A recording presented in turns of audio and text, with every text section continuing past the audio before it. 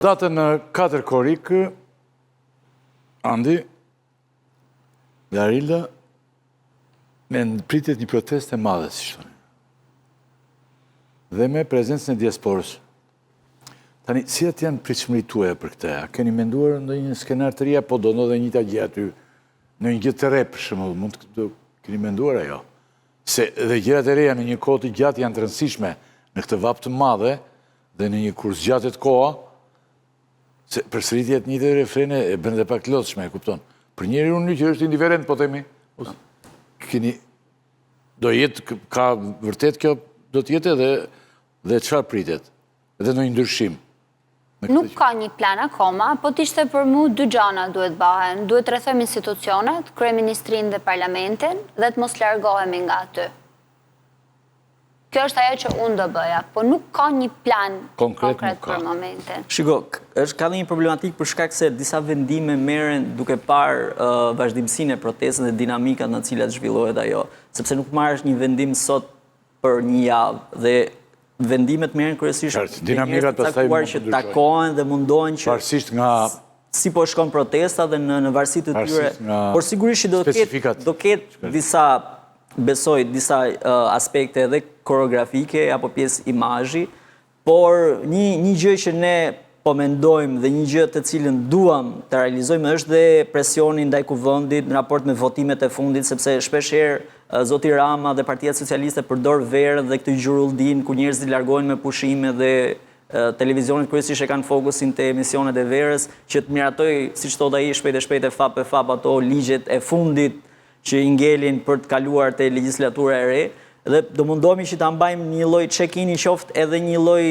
zhvendosje ndoshta të protestës tek kuvendi për të ndaluar dhe për t'i treguar deputetëve që ne jemi këtu dhe që nuk na përfaqësojnë më, sepse u bë një lloj përplasje apo një lloj proteste javën e mos gaboj 2 javë më parë kur dhe deputeti Bido nga më aktivët e Partisë Socialiste u fut te protestuesit dhe donte të shkaktonte provokim apo incidente, por besoj se do jenë disa forma të cilat do mendohen dhe do sillen, ndërkohë që protesta e 4 korrikut, një ditë simbolike që disa e kanë simbolizuar edhe me pavarësinë e Amerikës, që s'ka lidhje fare, do ketë një... është dhe ditëlindja e Ramës. Edhe ditëlindja e Ramës, që besoj se... Edhe për vjetori që bashkuar. Ne do mendojmë që t'i bëjmë një dhuratë. Ky doktori ka lindur në kohën e lindjes shokut në verë, ndërsa Rama në kohën e lindjes Amerikës. Amerikës, kështu simbolike, por do mundohemi që të organizojmë diçka që... Edhe në lindje. Komplementar. Ke diçka ndryshe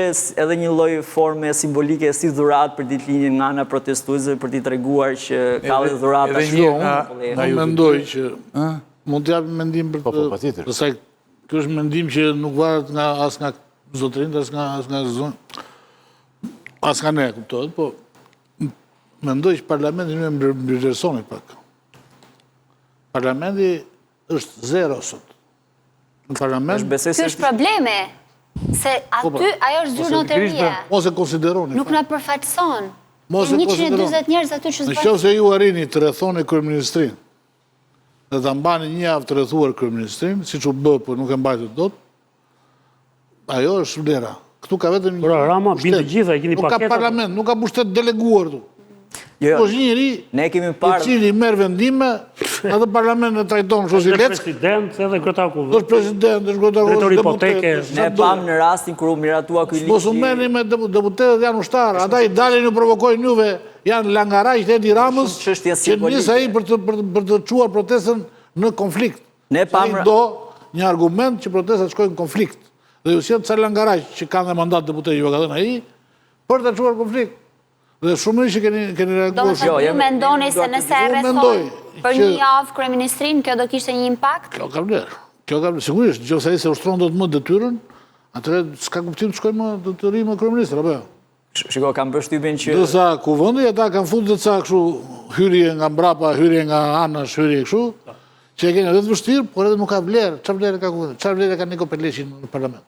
Atë urdhëron Taulant Balla dhe kur s'është Taulandi urdhëron një nënkryetar grupi ose Sara Mile, ku të çajnë ato. Ata s'kanë as vlerë, ata janë ushtar të verbër. Merrni këtë generalin e gjithçkaje.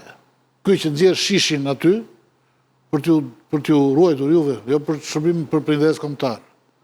Ky që nxjerr policinë për t'ju goditur juve, jo për interes kombëtar. Ky që e vë gjithë shtetin në funksion të pushtetit tim personal, jo në funksion të shoqërisë dhe të pushtetit dhe të shtetit shqiptar. Pra, ky është problemi këtu. Po iku ky, mbaruan ata ku shkrin. Dhe ju e shikoni se si asgjë nuk funksionon dhe gjithçka është paralizuar tashmë, se ky s'është mirë. Edhe kote fundi ministrat apo zëvendës kryeministri apo shpërndan postimet e Ramës duhet sikur janë fanca Facebook. Ju vërtet deputetët pse s'dini u të flisni, po çfarë flasë ata shkretët? Ata janë mësuar të recitojnë. Këtë që thoni ju në raport me deputetën, kur u miratua ligji për heqjen e zonave të mbrojtura, deputet një nga 12 deputetët në Smitar, si më kryesori Fadil Nasufi, edhe sot e kësaj dite nuk e ka një përgjigje pse e ka iniciuar atë gjë, sepse pasti ka qenë mirëfilli zoti Rama. Po patjetër më që ai nuk e argumenton dot vetë investigativ, s'u mund emrin në tjetër. Shkoj u tha deputetëve për 2 iniciativa ligjore, kishë marrë 2 iniciatorët e ndryshimeve ligjore. Nuk e di. Deputetët jenë çuan. Unë thoshe, e dini përmbajtjen, nuk e dini përmbajtjen e ligjit. Ata s'kan as dinë as përmbajtjes, ata as guxojnë, ta lexojnë, jo më. Parë që janë deputet.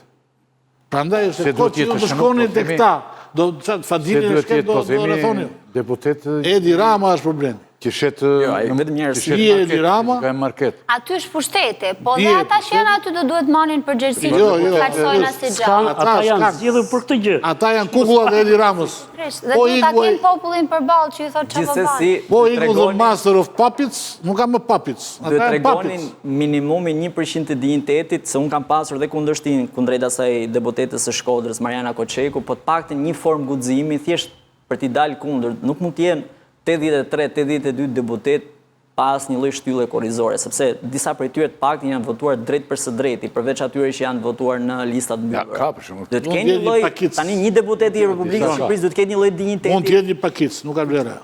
Për mua, nëse bie, Do të kërkojmë shumë. nëse arrini të rrethoni kryeministrin dhe të rrezoni për një javë, për më shumë sa të mundeni, kjo do ishte vetëm një arritje, sepse pushteti është aty vetëm në një zyrë. Dhe pastaj fillon shembja e gjithë klasës politike, jo vetëm të kësaj majorancë, e kupton? Pastaj fillon një proces i cili duhet vazhduar. Ai Shumë shkurt, një strukturë lutem. pa themele, ka vetëm kokën. Shumë shkurt se Edhe atë kopshtin e Edenit. Po pra, ai ka ngritur. Po su god kokën, nuk e dëmton dot nga anash. Dhe Andi, Arilda dhe Andi, qartësisht, sigurisht që me gjitha që ju thoni, jeni kundër establishmentit aktual. Një establishment 35 vjeçar. A mund të thoni, shikuesit ju, dy aktivistë të rëndësishëm të kësaj proteste, që kanë bërë konkretisht Rama dhe Berisha, që kërkoni të zhduken nga politika dhe të mos kandidojnë me?